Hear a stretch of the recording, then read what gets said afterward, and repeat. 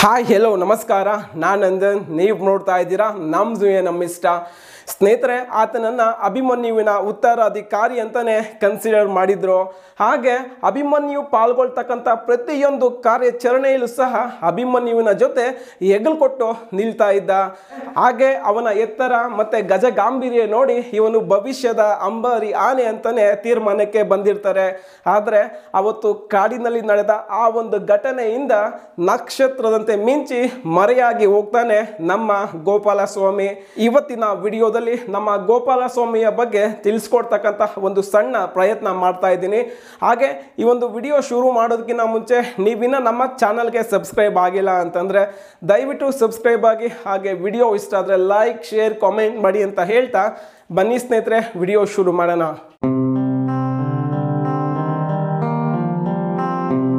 ಅಭಿಮನ್ಯುವಿನ ಪ್ರತಿಯೊಂದು ಕಾರ್ಯಾಚರಣೆಯಲ್ಲಿ ಸದಾಕಾಲ ಜೊತೆಯಾಗಿ ನಿಲ್ತಾ ಇದ್ದವನೇ ಈ ಗೋಪಾಲಸ್ವಾಮಿ. ಗೋಪಾಲಸ್ವಾಮಿ ಹುಟ್ಟಿದ್ದು 1982ರಲ್ಲಿ. ನಂತರ 2009ರಲ್ಲಿ ಸಕಲೇಶ್ಪುರದ ಎತ್ತೂರಿನಲ್ಲಿ ಗೋಪಾಲಸ್ವಾಮಿಯನ್ನ ಸೆರೆ ಹಿಡಿತಾರೆ. ಸೆರೆ ಸಿಕ್ಕ ಸಂದರ್ಭದಲ್ಲೇ ಇವನ ಗಾತ್ರ ಎತ್ತರ ನೋಡಿ ಅರಣ್ಯ ಇಲಾಖೆ ನೇರವಾಗಿ ಇವನನ್ನ ಮತ್ತಿಗೋಡು ಆನೆ ಶಿಬಿರಕ್ಕೆ ಕರೆತಂದು ಅಲ್ಲಿ ತರಬೇತಿಯನ್ನ ಕೊಡ್ತಾರೆ. ನೋಡುತ್ತಿದ್ದಂತೆ ಗೋಪಾಲಸ್ವಾಮಿ ಅಜಾನುಬಾಹುವಾಗಿ ಬೆಳಿತಾನೆ. ಇವನ ಎತ್ತರ 9.25 ಅಡಿ. ಹಾಗೆ ಇವನ ತೂಕ ಬರೋಬ್ಬರಿ 5450 kg. ಇದೇ ಕಾರಣದಿಂದ ಗೋಪಾಲಸ್ವಾಮಿ 2012ರಿಂದಲೇ ಮೈಸೂರು ದಸರಾದಲ್ಲಿ ಸಾಲನೆಯಾಗಿ ಭಾಗವಹಿಸ್ತಾನೆ. ನೋಡುತ್ತಿದ್ದಂತೆ ಗೋಪಾಲಸ್ವಾಮಿ ಅಜಾನುಬಾಹುವಾಗಿ ಬೆಳಿತಾನೆ. ಅಷ್ಟೇ ಧೈರ್ಯ ಹಾಗೆ ಪರಾಕ್ರಮಶಾಲಿ ಆಗಿರ್ತಾನೆ ನಮ್ಮ ಗೋಪಾಲಸ್ವಾಮಿ. ಅರ್ಜುನ, ಅಭಿಮನ್ಯು ಹೋಗ್ತಕ್ಕಂಥ ಪ್ರತಿಯೊಂದು ಕಾರ್ಯಾಚರಣೆಯಲ್ಲಿ ಗೋಪಾಲಸ್ವಾಮಿ ಇದ್ದೇ ಇರ್ತಾನೆ. ಯಾವುದೇ ಒಂದು ಕಾಡಾನೆಯನ್ನು ಹಿಡಿಬೇಕಾದ್ರೆ ಅಥವಾ ಯಾವುದಾದರೂ ಒಂದು ಟೈಗರ್ ಕ್ಯಾಪ್ಚರಿಂಗಲ್ಲಿ ಗೋಪಾಲಸ್ವಾಮಿ ಸದಾಕಾಲ ಮುನ್ನುಗ್ತಾ ಇರ್ತಾನೆ. ಯಾವುದಕ್ಕೂ ಭಯ ಬೀಳದೆ ಇರ್ತಕ್ಕಂಥ ಜಾಯಮಾನ ನಮ್ಮ ಗೋಪಾಲಸ್ವಾಮಿ. ಯಾಕೆ ಅಂತಂದ್ರೆ ಜೊತೆ ಇದ್ದವರು ಸಹ ಅದೇ ರೀತಿಯಾಗಿರ್ತಾರೆ.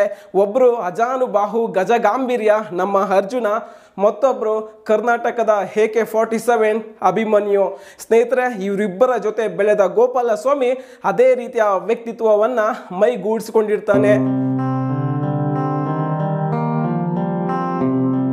ಇನ್ನು ಅದೇ ರೀತಿಯಾಗಿ ಇವನ ಅಜಾನುಬಾಹು ಹಾಗೆ ಗಜಗಾಂಭೀರ್ಯವನ್ನು ನೋಡಿದ ಅರಣ್ಯ ಇಲಾಖೆ ಅಧಿಕಾರಿಗಳು ಗೋಪಾಲಸ್ವಾಮಿಗೆ ಒಂದು ಅಂಬಾರಿಯನ್ನು ಹೊರಲಿಕ್ಕೆ ಬೇಕಾಗಿರ್ತಕ್ಕಂಥ ಎಲ್ಲ ತರಬೇತಿಯನ್ನ ಕೊಡ್ತಾರೆ.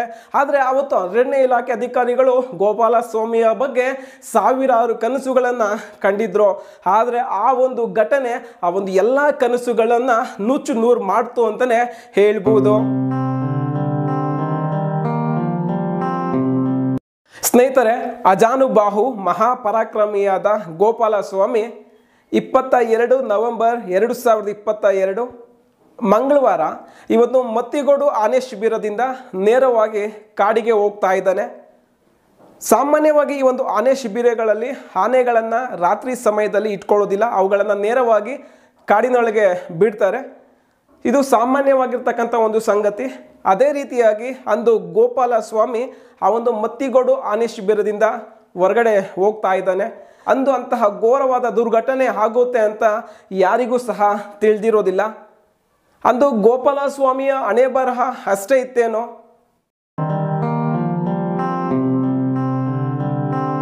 ಸ್ನೇಹಿತರೆ, ಮತ್ತಿಗೋಡು ಆನೆ ಶಿಬಿರದಿಂದ ಗೋಪಾಲಸ್ವಾಮಿ ಕಾಡಿನೊಳಗೆ ಹೋಗ್ತಾನೆ. ಕಾಡಿನೊಳಗೆ ಹೋಗಿದ್ದ ಸ್ವಲ್ಪ ಸಮಯದಲ್ಲೇ ನಮ್ಮ ಗೋಪಾಲಸ್ವಾಮಿಗೆ ಕಾಡಾನೆಗಳ ಗುಂಪು ಎದುರಾಗುತ್ತೆ.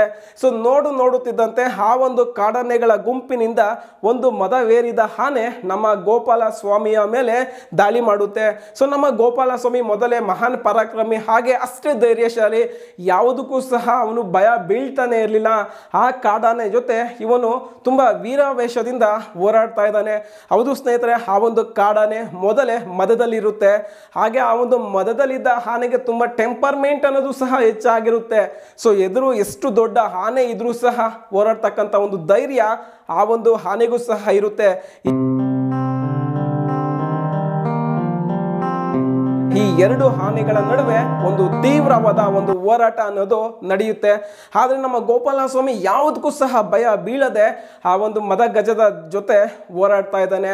ಸ್ನೇಹಿತರೆ, ಈ ಒಂದು ಹೋರಾಟದಲ್ಲಿ ನಮ್ಮ ಗೋಪಾಲ ಸ್ವಾಮಿಗೆ ಹೊಟ್ಟೆಯ ಭಾಗದಲ್ಲಿ ಹಾಗೆ ಒಂದು ಕತ್ತಿನ ಭಾಗದಲ್ಲಿ ತೀವ್ರವಾದ ಕೆಲವು ಗಾಯಗಳಾಗುತ್ತೆ. ಯಾಕೆ ಅಂತಂದರೆ ಸ್ನೇಹಿತರೆ, ಒಂದು ವಿಷಯ, ನಮ್ಮ ಗೋಪಾಲ ಸ್ವಾಮಿಗೆ ಕಾಲಿಗೆ ಚೈನ್ ಹಾಕಿರ್ತಾರೆ. ಅದೇ ರೀತಿಯಾಗಿ ಆ ಒಂದು ಕಾಡಾನೆಯ ಒಂದು ದಂತಗಳೇನಿದೆಯಲ್ಲ, ದಂತಗಳು ತುಂಬ ಚೂಪಾಗಿರುತ್ತೆ.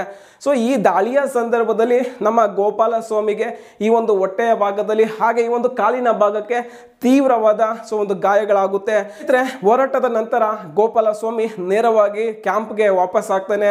ಆ ಒಂದು ಸಂದರ್ಭದಲ್ಲಿ ಗೋಪಾಲ ಸ್ವಾಮಿ ದೇಹದ ಮೇಲೆ ತೀವ್ರವಾದ ಗಾಯಗಳಾಗಿರುತ್ತೆ, ಹಾಗೆ ಅಷ್ಟೇ ತೀವ್ರವಾದ ರಕ್ತಸ್ರಾವ ಆಗಿರುತ್ತೆ. ಸೊ ಇಮಿಡಿಯೇಟ್ ಆಗಿ ಅರಣ್ಯ ಇಲಾಖೆ ಅಧಿಕಾರಿಗಳು ಗೋಪಾಲ ಸ್ವಾಮಿಗೆ ಚಿಕಿತ್ಸೆಯನ್ನು ಕೊಡಲಿಕ್ಕೆ ಪ್ರಯತ್ನ ಪಡ್ತಾರೆ. ಆದರೆ ಚಿಕಿತ್ಸೆ ಫಲಕಾರಿಯಾಗದೆ ನಮ್ಮ ಗೋಪಾಲ ಸ್ವಾಮಿ ತನ್ನ ಪ್ರಾಣವನ್ನ ತ್ಯಾಗ ಮಾಡ್ತಾನೆ. ಸ್ನೇಹಿತರೆ, ಭವಿಷ್ಯದ ಅಂಬಾರಿ ಆನೆ ಹಾಗೆ ಅಭಿಮನ್ಯುವಿನ ಉತ್ತರಾಧಿಕಾರಿ ಎಂದು ಖ್ಯಾತಿಯನ್ನು ಹೊಂದಿದ ನಮ್ಮ ಗೋಪಾಲ ಸ್ವಾಮಿ ತನ್ನ ಪ್ರಾಣವನ್ನ ಆ ಒಂದು ಕಾಡಾನೆ ವಿರುದ್ಧ ಹೋರಾಡಬೇಕಾದ್ರೆ ತ್ಯಾಗ ಮಾಡ್ತಾನೆ. ಸ್ನೇಹಿತರೆ, ಇದು ಇವತ್ತಿನ ನಮ್ಮ ಗೋಪಾಲ ಸ್ವಾಮಿಯ ಬಗ್ಗೆ ಒಂದು ಸಣ್ಣ ವಿಡಿಯೋ. ಹಾಗೆ ನಿಮಗೆ ಈ ವಿಡಿಯೋ ಇಷ್ಟ ಆಗಿದ್ರೆ ವಿಡಿಯೋನ ಲೈಕ್ ಮಾಡಿ, ಶೇರ್ ಮಾಡಿ ಅಂತ ಹೇಳ್ತಾ ಇಲ್ಲಿಗೆ ಈ ಒಂದು ವಿಡಿಯೋ ಮುಗಿಸ್ತಾ ಇದ್ದೀನಿ. Thank you.